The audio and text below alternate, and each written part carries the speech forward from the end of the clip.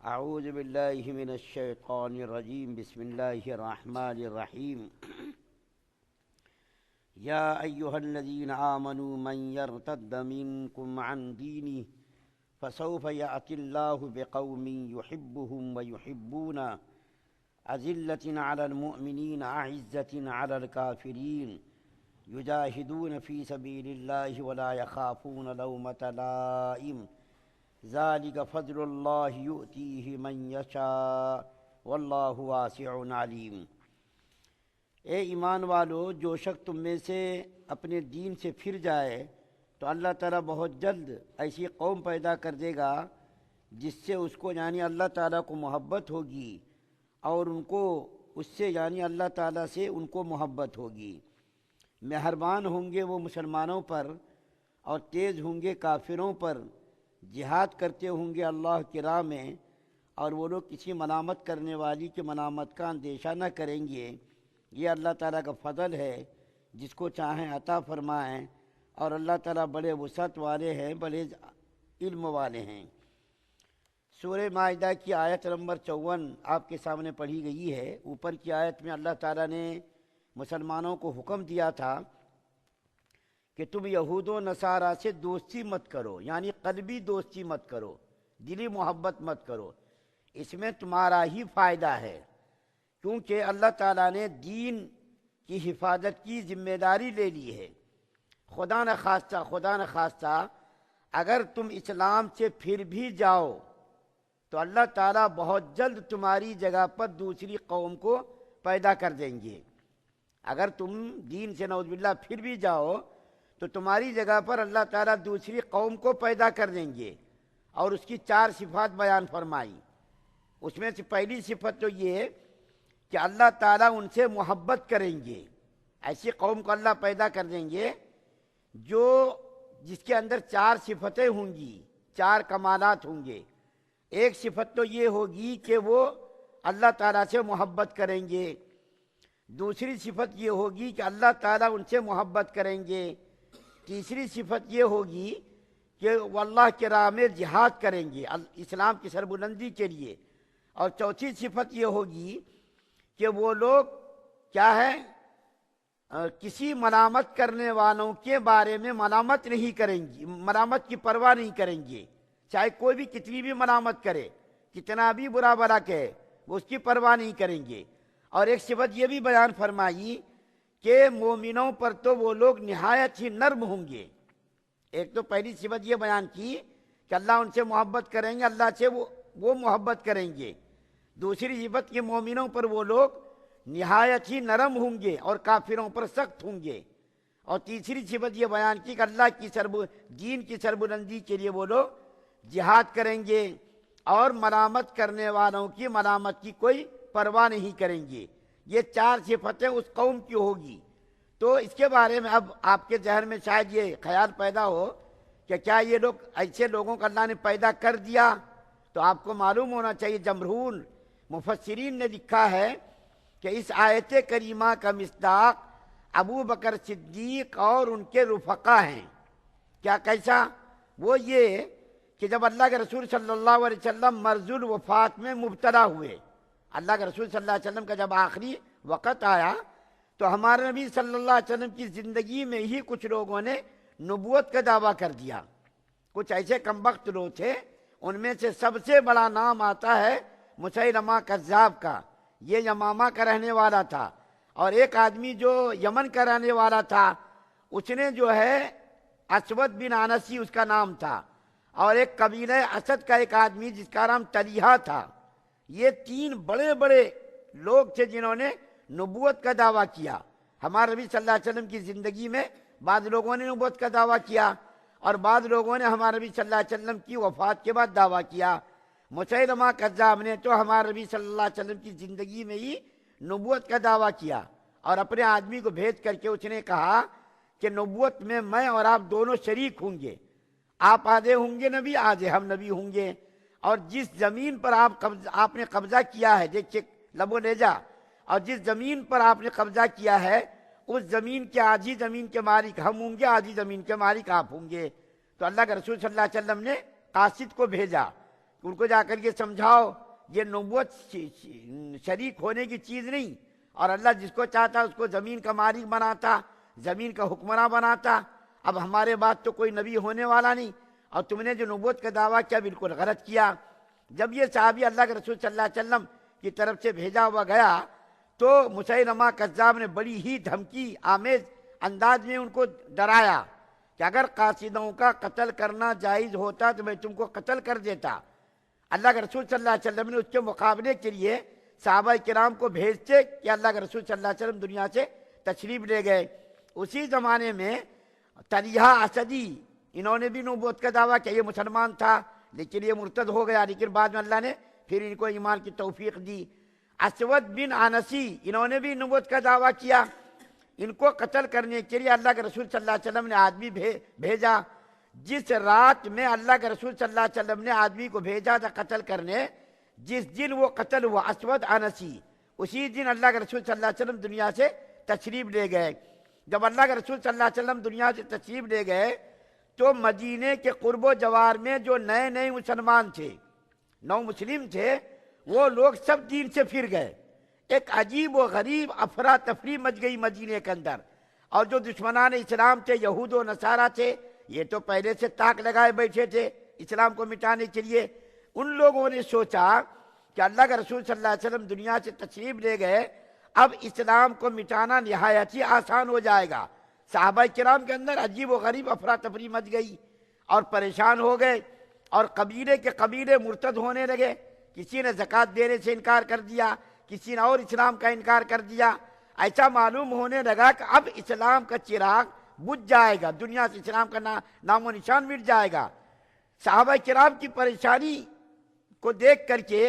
اندازہ ہونے لگا کہ اب یہ لوگ بھی پریشان ہو گئے اللہ کے رسول صلی اللہ علیہ وسلم کی دنیا سے جانے سے۔ لیکن ابو بکر صدیق رضی اللہ تعالیٰ عنہ کی ذات تنہا ذات تھی، جو کوہ استقامت بن کر کے لوگوں کے سامنے آئے، یعنی ایمان اور اسلام ان کے دل کے اندر ایسا راسخ تھا، اتنے پکے اور سچے مسلمان تھے کہ حالات سے گھبرائے نہیں، بلکہ سارے لوگوں سے کہا کہ جن جن لوگوں نے ارتداد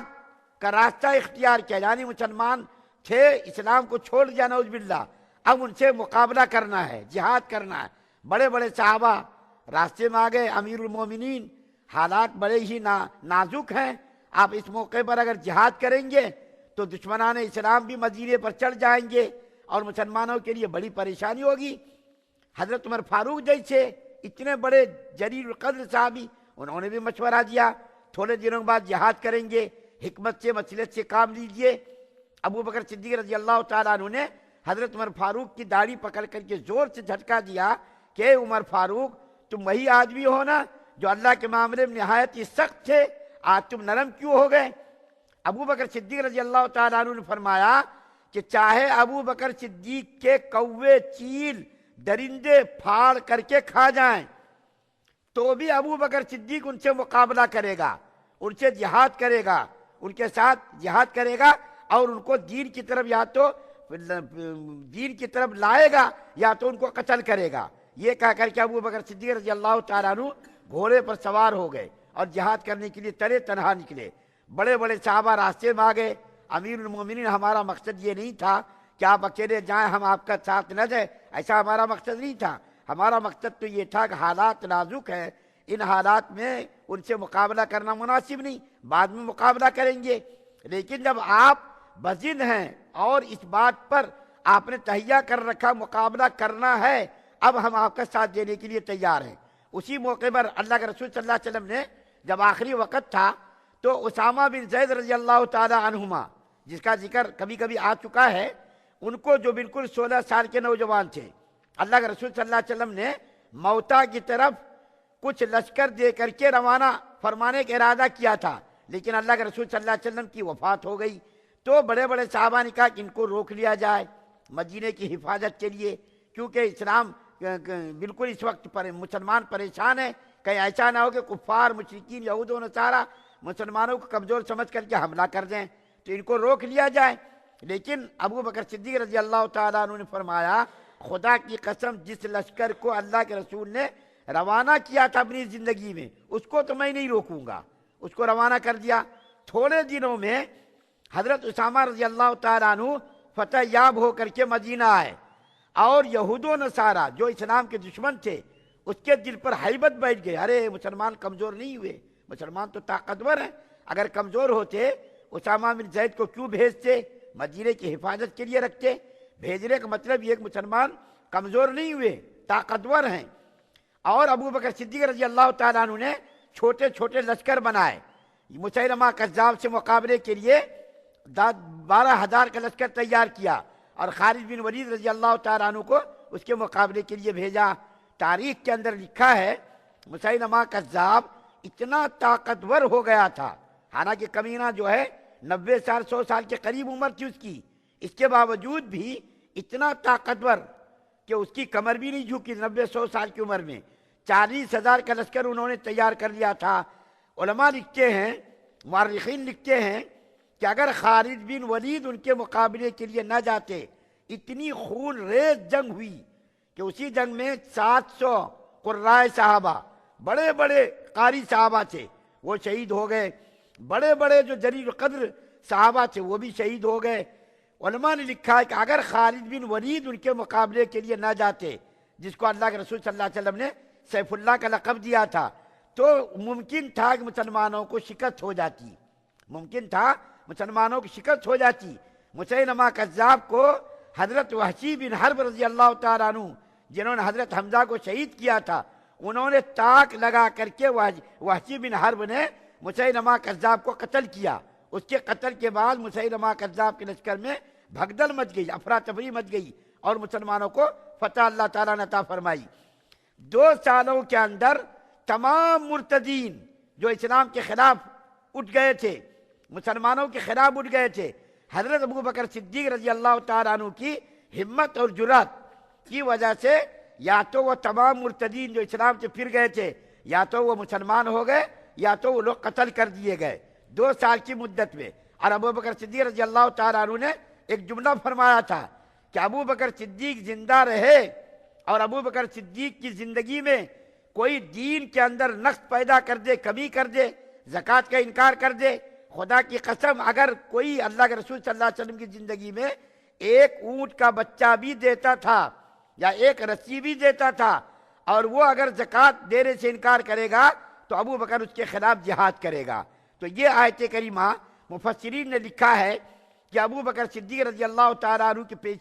ابو بکر صدیق رضی اللہ تعالیٰ عنہ کے بارے میں اور ان کے رفقا کے بارے میں یہ آیت کریمہ کے اندر جو پیشین گوئی کی گئی ہے، آنے والے فتنوں کی پیشین گوئی اور اس کے خلاف مقابلہ کرنا، ہمت کے ساتھ مقابلہ کر کے فتح یاب ہونا، ابو بکر صدیق ہی تھے جن کے بارے میں یہ پیشین گوئی کی گئی۔ اور ابو بکر صدیق رضی اللہ تعالیٰ عنہ نے سارے مرتدین کو اور جو جتنے مدعیان نبوت تھے ان کو قتل کرایا، یا تو وہ مسلمان، جیسا کہ طلحہ اسدی یہ بعد میں مسلمان ہو گئے اور انہوں نے بڑی بڑی قربانیاں دی۔ یہ ایسا ولولہ انگیز مضمون ہے جس کو ہم چند منٹوں میں بیان نہیں کر سکتے۔ یہ ایسا ولولہ انگیز اور ایمان افروز واقعات ہے ابو بکر صدیق اور صحابہ کرام کی قربانیوں کے، کہ جس کو ہم چند منٹوں میں بیان نہیں، اس کا عشر اثیر بھی بیان نہیں کر سکتے۔ بس میں نے آپ کے سامنے ایک جھلک دکھلائی کہ اللہ کے رسول صلی اللہ علیہ وسلم کے انتقال کے بعد مدینے کے قرب و جوار میں جو ارتداد کی ہوا چلی تھی، اور ابو بکر صدیق رضی اللہ تعالیٰ عنہ نے ہمت کے ساتھ، جرات کے ساتھ جو مقابلہ کیا اور ان تمام مرتدین کو یا تو قتل کیا یا تو وہ لوگ پھر دوبارہ اسلام کے اندر داخل ہوئے، وہ ایمان افروز واقعہ جس کو میں نے مختصر انداز میں بیان کیا۔ اللہ تعالیٰ سے دعا ہے کہ اللہ تعالیٰ ہم تمام مسلمانوں سے زیادہ عمل کی توفیق عطا فرمائے۔ سبحان اللہ و بحمدہ، سبحانک اللہم و بحمدک۔